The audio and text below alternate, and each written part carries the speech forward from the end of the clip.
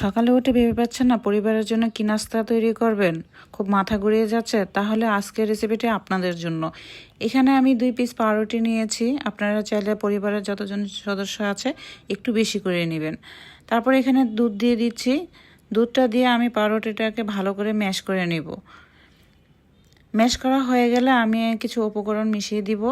এই যে এখানে আমি গাজর নিয়েছি, কাঁচামরিচ নিয়েছি, পেঁয়াজ কুচি নিয়েছি। পেঁয়াজ কুচি, গাজর কুচি সব মিলিয়ে এখানে দিয়ে দিব ডিমের সাদা অংশ। সাদা অংশটা দিয়ে আমি লবণ দিয়ে দিচ্ছি, গোলমরিচের গুঁড়ো দিয়ে দিচ্ছি। তো সব উপকরণ দিয়ে আমি ভালো করে পাউরুটিটার সাথে মিশিয়ে নিয়ে দিচ্ছি।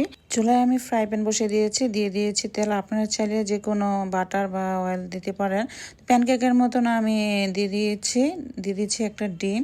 তারপর ডিমের উপরে আবার দিয়ে দিচ্ছি একটু লবণ। এই নাস্তাটা খেতে যে এত লোভনীয় লাগবে। তারপর ঢাকনা দিয়ে ঢেকে দিচ্ছি। 5 মিনিট পর ঢাকনাটা উঠিয়ে আমি আবার উল্টিয়ে দিব। এটা যেমন হেলদি, বাচ্চারা খেতেও খুব পছন্দ করবে। আমি এক এক করে সবগুলো বানিয়ে নিব। তাই বলছি, পরিবারকে যদি সকালবেলা নাস্তা তৈরি করে দিতে চান তাহলে এই রেসিপিটা অবশ্যই ফলো করবেন। দেখেছেন কত সুন্দর এবং লোভনীয় লাগছে।